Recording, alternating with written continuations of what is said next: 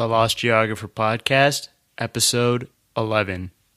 We're living in an increasingly globalized society now, and it's not going to change anytime soon. The coffee you drink comes from beans originally grown in South America. The watch you wear was made in Switzerland. The car you use to drive to work is sold by a Japanese automobile manufacturer. Despite this rapid globalization, many people are still unaware of what is going on around them, and this needs to change.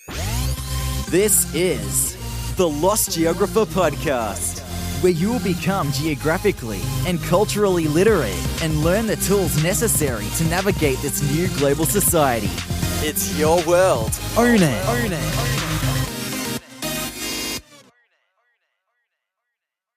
Do you want the most out of your next vacation? Why wouldn't you? You've spent so much money already that you don't want to come home empty-handed and miss out on things that could have really made your vacation more fulfilling. Here at the Lost Geographer, we have a personalized vacation guide service where we make it all about you. We tailor it to your interests so that you get the most out of your vacation. For more information, visit www.thelostgeographer.net/guides. All right, everybody, welcome to the Lost Geographer Podcast, where our goal is to promote geographic and cultural literacy. It's your world, own it. I'm your host, Rohit Amrithar, founder of The Lost Geographer. You can find us at www.thelostgeographer.net. In this episode, we're going to talk about Poland, and I'm here with Peter, who is Polish. How are you, Peter? Hey, guys, I'm very good. Awesome. And yeah, I'm excited for this podcast because I actually literally just got back from Poland. Great place. So I'm excited to have Peter talk about it. So we'll start the show off like we usually do. So tell us about you, where you're from, and where all you've lived so far in your life. So I am from Poland, obviously. I was born in Krakow, and I lived there for 22 years. I grew up there, and later I moved to Ireland, to Dublin, where I lived for 10 years. And 2 years ago, I moved to Germany, to Cologne. I met Peter here in Cologne. So let's start talking about manners and etiquette. So you've lived in several countries. What are some different manners and etiquette that people in Poland observe that are different than what you've seen in the other countries you've lived in? Well, it's quite different between Poland, Ireland, and Germany, in particular to the way how you interact with women. For example, in Poland, it is customary to open the door for a girl, or if you have a girlfriend, you would carry her heavy stuff. Whereas when I lived in Ireland, people don't do that. It's just let the girl carry her own stuff, or you don't observe this thing that the guys would open the door for girls. So it's more chivalrous. Yeah, definitely. Poland is, I would say, very women-orientated culture. Not in a lapdog way, but in a way that we sort of like respect women and kind of put them on pedestal in a way. So that definitely is something that if you interact with a Polish guy, especially girls, if they interact with Polish guys, they notice it. I know that because my girlfriend is German, and I met girls from different countries, and they always notice it that I behave in a certain way, which is, I'm not trying to get any points from those girls. It's just the way I was brought up. You were brought up to be a gentleman? Yeah, you kind of have to, it's like you are brought up in this way that you have to, respect your mom in this way, or your sisters or your colleagues in school. So yeah, that would be the big difference. Also, I noticed that in Poland it's quite normal to, if you're in a public transport, to give up your seat to an older person or somebody that is has some kind of an injury, broken leg, whatever. Whereas where I lived in Dublin, nobody really cares. They're just each to their own. Just people were just turning heads away, and I don't see this old guy standing over me. We actually have our Christmas dinner on the 24th, not on the 25th like in other countries. And the funny thing is that the 24th is not even a holiday. You still have to go to work. And after work, everybody's cooking some festive dinner, which has to have 12 dishes. Why 12?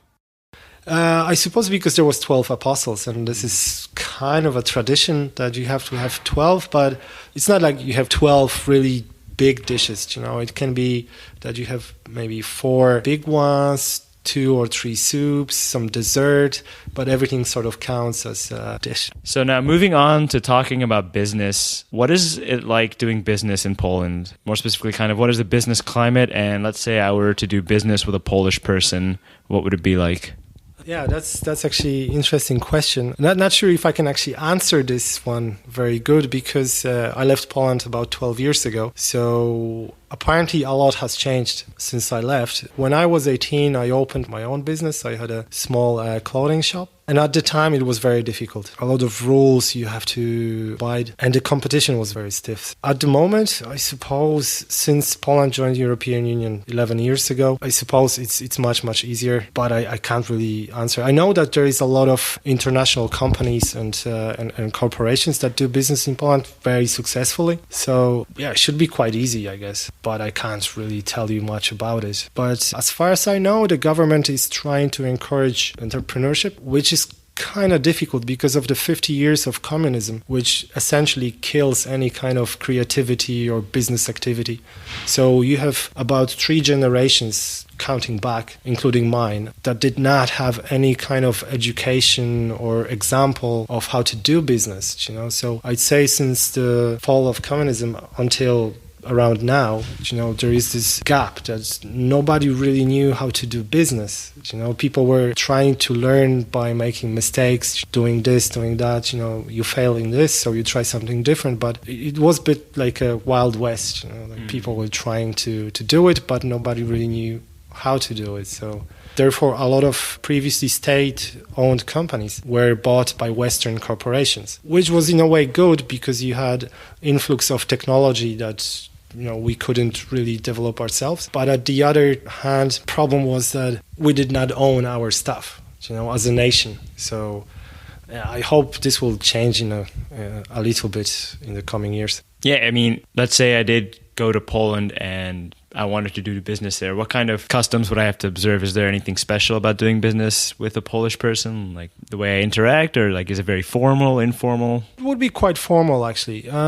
Depends on the level or what kind of business you would want to do, but I would imagine it's quite formal, especially dealing with different kind of government agencies, you know, that look after setting up a business and so on. You'd probably have to fill in a lot of documents. So is it very bureaucratic? Yeah, it is quite bureaucratic, so you need to be ready for that. But the good thing is there is very little or almost no corruption. So it's not like if you would go to Ukraine where you have to like pay under the table people, so they would give you, I don't know, a permission to open a factory or, you know, get a license for this or for that. So in Poland, you know, fortunately we don't have that anymore. Like the beginning of the 90s, it was quite bad, but at the moment nobody really does it anymore. So just curious, how did the corruption disappear so fast? Because of the legislation. Don't know exactly what it says, but the way they did it was that if you go to a government agency or some kind of a public office and you want to get something done, and if they're looking for money, you can report them. You will get the deal done and you would then get the money back. You would have to first pay, but they were trying to like cancel each other out, you know, like the official looking for money and the person that would pay the money, because then the official could report you that you offered it. So then they would get rewarded for that. Or if you pay and you report that guy, you would also get some kind of benefits. So it was that, plus people started getting more money, so it wasn't that attractive to get some money under the table. It just wasn't worth the risk, I suppose, at some stage. Yeah, so moving on, what would you say are some interesting cultural facts about Poland, maybe its history, that you think the audience would benefit from knowing that is not widely known? We have like some guys that won Nobel Prize. For example, there is this woman who most people don't know that she's Polish, Marie Curie, and she was the first woman to win a Nobel Prize. And she was born in Poland, emigrated to France, where she met her husband, hence her French-sounding surname. So she was Polish, dedicated patriot. We have some composers. Chopin is very famous, I think, if you're like classical music. Yeah.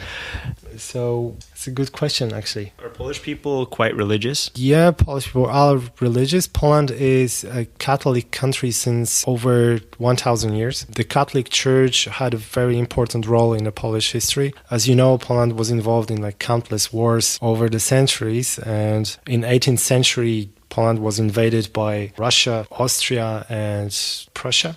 And so basically they divided Poland into three parts. There was no Poland on the map for 124 years. And because of the Catholic Church, which helped to preserve Polish culture and Polish national identity, Polish language as well, right now there is about 95% of people in Poland are Catholic. I would say that maybe half of them only actually go to the church, but about 95% of them declare themselves as Catholic. And this is due to the World War II, because before World War II, Poland was very ethnically and religiously diverse, but because of the World War II, our Jewish community was pretty much wiped out, either emigrated or was killed. Then the borders were moved. So we lost all the eastern part of the country, which is now Ukraine, Belarus, Lithuania. So all those guys were left out. So our Orthodox Christian people were essentially gone. So that's why after World War II, we are very, very homogeneous. That's interesting because it seems that as time goes on, we get more diverse. But in Poland's case, I guess it was the opposit. Yeah, but it's changing.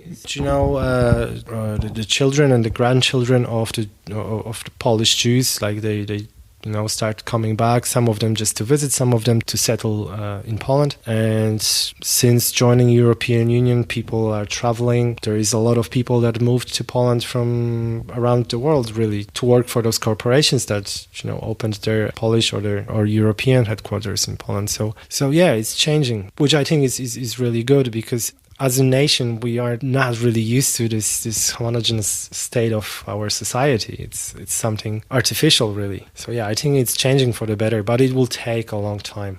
All right, yeah, those are great facts. I didn't know any of those, so hopefully you guys learned a lot from that as well. So I know we talked a little bit about this when we talked about manners and etiquette, like when you were talking about the whole chivalry thing, but in general, how would you say the cultures compare that you've lived in? So German, Irish, Polish. How would you describe how each culture is different from one another?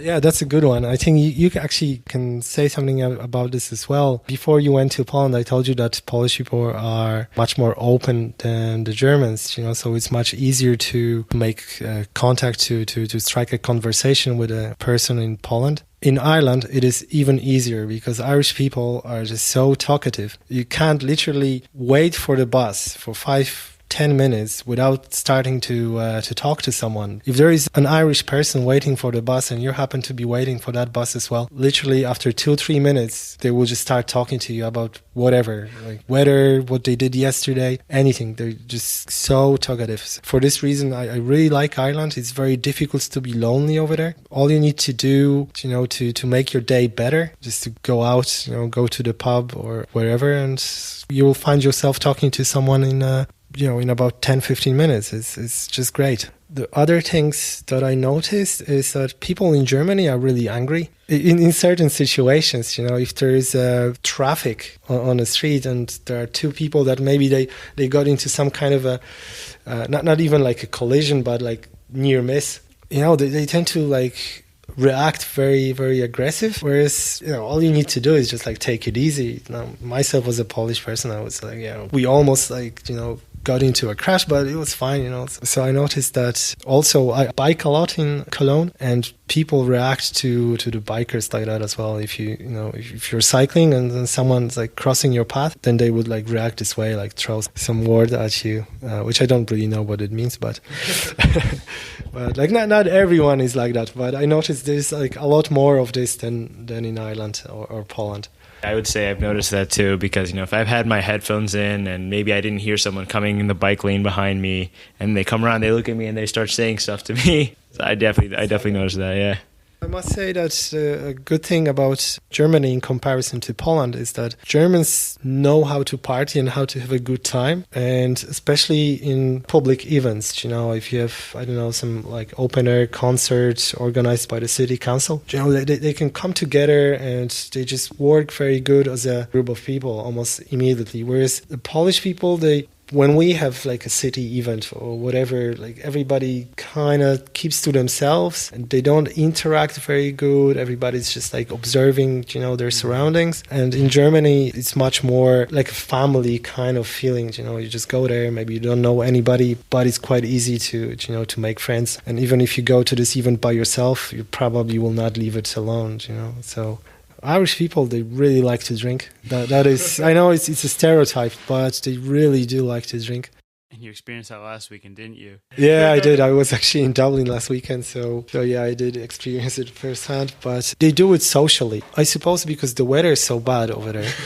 Yeah, it is quite bad actually, and so I think that's what they were doing for centuries. Meeting in a pub somewhere in the center of a village, where the whole village gathered in the evening to chat and drink really. So I suppose this is very, very deeply rooted in their culture. Whereas in Poland, we kind of tend to drink at home, like have like a small friends or family gathering and just do it like that. But I prefer the Irish way, if I have to say. So moving on, what would you say is your favorite thing about Poland? What makes you the most proud to be Polish? First of all, I wouldn't say that I'm proud to be Polish because it's not my achievement. But I would say that I'm happy to be Polish. Okay. I'm glad to be Polish. What makes me proud about this country is the history of it. Because Poland was stuck between Russia and Germany, and they were always, competing. There were like so many wars. But somehow we survived. We didn't get wiped and we're thriving. So that's something really cool about this country. But if you're visiting Poland, you will definitely enjoy the landscape. We have such a diverse landscape. We have mountains in the south. We have seaside in the north. We have great forests, great national parks.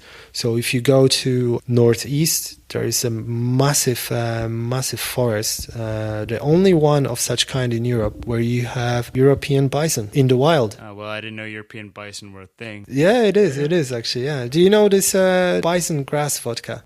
No, I don't. No, okay, then we have to drink it sometime. It's very famous. So yeah, if you come to Poland, definitely one thing to do is to enjoy the landscape of the country, the history. While we're on the topic, the vodka is excellent.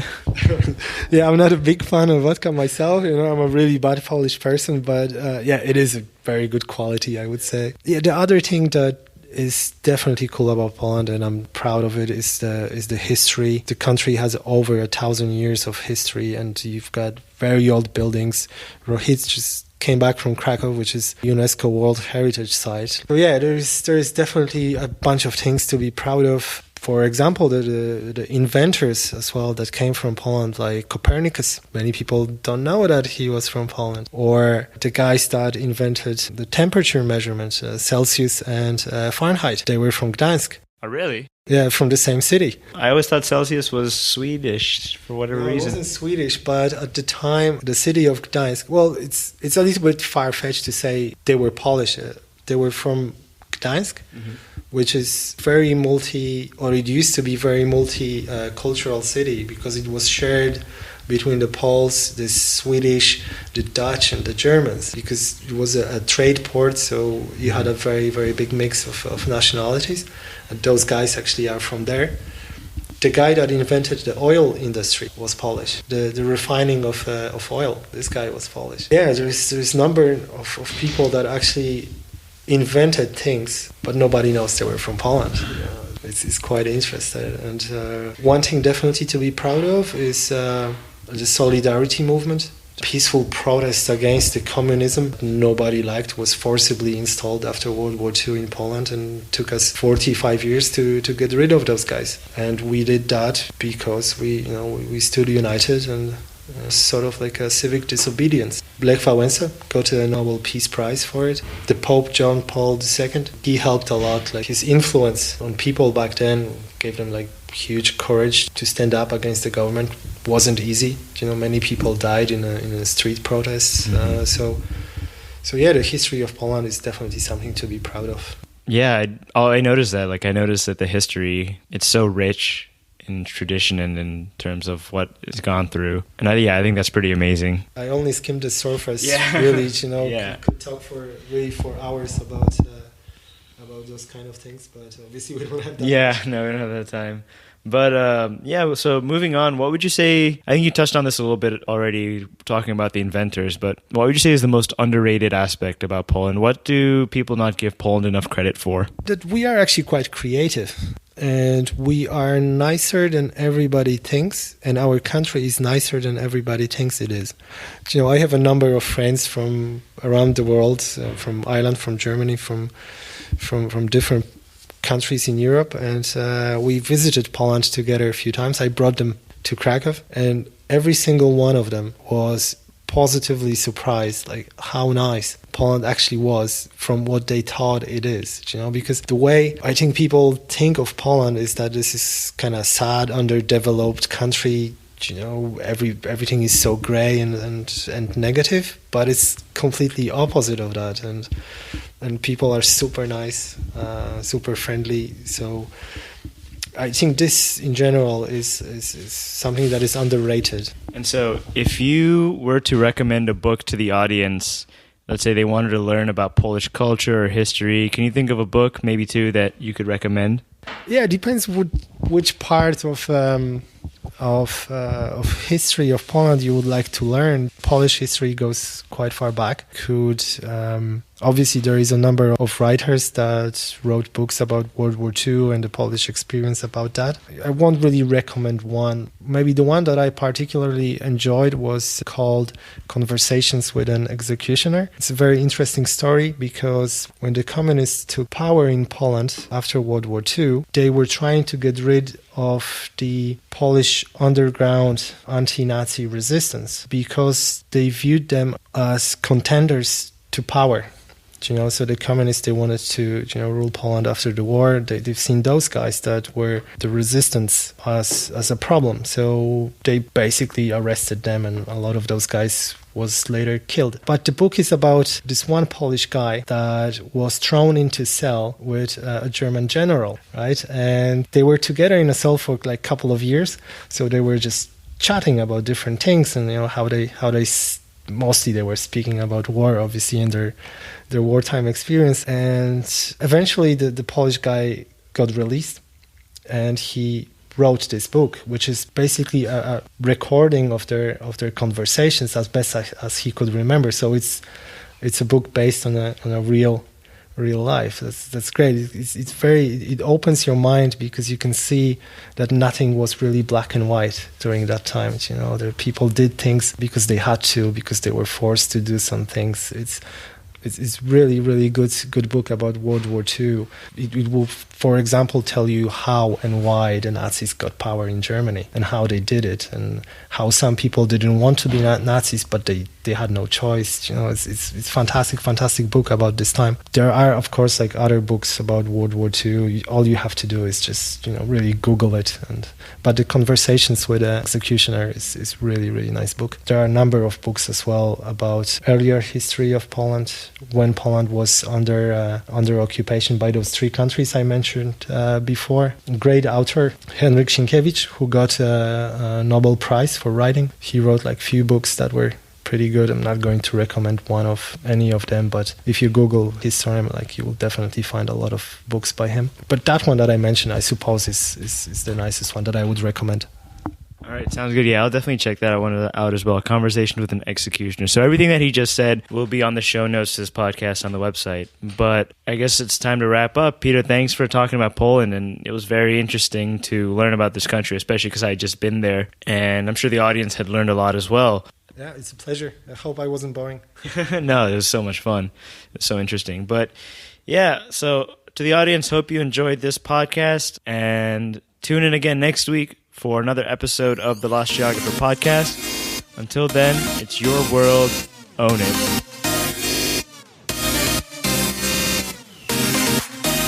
Thank you for listening to this week's episode of the Lost Geographer Podcast.